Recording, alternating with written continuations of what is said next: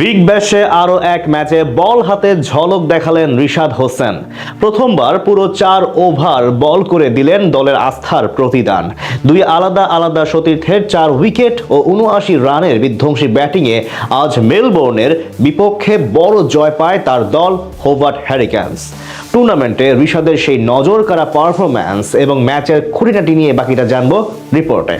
Big ব্যাশে টানা 3 ম্যাচে Hobart হ্যারিকেনসের একাদশে জায়গা করে নিলেন রিশাদ হোসেন। সেখানে আজ আরও একবার মেলবোর্নে রেনেগার্ডসের বিপক্ষে বোলিং নৈপুণ্য দেখান এই ডানহাতি লেগ স্পিনার। বুঝিয়ে দেন মডার্ন ডে ক্রিকেটে কতটা কার্যকরী তিনি। এদিন টস জিতে আগে বল করার সিদ্ধান্ত নেয় হোবার্ট হ্যারিকেনস। বিপরীতে আগে ব্যাট করতে নেমে শুরুতেই রিলে মেরেদিথের শিকার বনে সাজঘরে ফিরে যান 8 বল থেকে কোনো রান করতে না পারা জস ব্রাউন। সেই ধাক্কা সামলে দলের হাল ধরেন টিম শেফার্ড এবং মোহাম্মদ রিজওয়ান। দুজন মিলে দারুণভাবে সামলাতে থাকেন হোবার্টের বোলারদের। তৃতীয় ওভারে আনেন 17 রান। পরের ওভারে অধিনায়ক নাথান এলিস হজম করে যান টানা 4টি বাউন্ডারি। পঞ্চম ওভারে আজ প্রথম বল করতে আসেন রিশাদ হোসেন। সেখানে প্রথম 3 বলে 3টি সিঙ্গেল দেওয়ার পর একটি বাউন্ডারি হজম করে দিয়ে যান মাত্র 7 রান। পাওয়ার প্লেতে মেলবোর্ন রেনেগার্ডসের স্কোর বোর্ডে জমা পড়ে 49 রান। সপ্তম ওভারে এসে আবারও একটি বাউন্ডারি হজম করে 7 রান দিয়ে যান তিনি।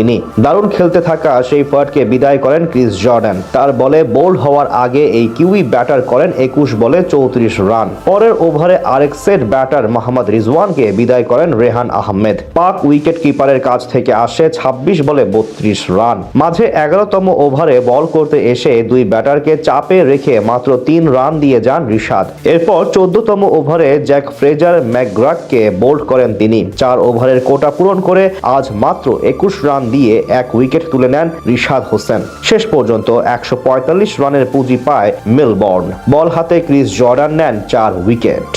জবাব দিতে নেমে শুরুতেই বিপাকে পড়ে রিশাদের দল। ইনিংসের প্রথম বলে জেসন বেহরেনডর্ফের 4 লেন্থের ডেলিভারি সাউদারল্যান্ডের হাতে ক্যাচ দিয়ে বিদায় নেন ওপেনার মিচেল ওয়েন। তবে সেই ধাক্কা সামলে শুরু থেকেই তাণ্ডব চালান নিখিল চৌধুরী। যদিও আরেক ওপেনার টিম ওয়ার্ড বিদায় নেন কেবল 8 বলে 8 রান করে। দুই উদ্বোধনী ব্যাটারকে হারানোর পর হোবার্টের হাল ধরেন নিখিল এবং বেন ম্যাকডারমট। দুজন মিলে দারুণভাবে সামলাতে থাকেন মেলবোর্ন রেনেগার্ডসের বোলারদের। পাওয়ার প্লেতে 2 উইকেট হারিয়ে 51 রান তুলে হোবার্ট। এরপর সময়ের সাথে সাথে আরো বেশি বিধ্বংসী হয়ে ওঠেন ভারতীয় বংশোদ্ভূত ক্রিকেটার নিখিল চৌধুরী।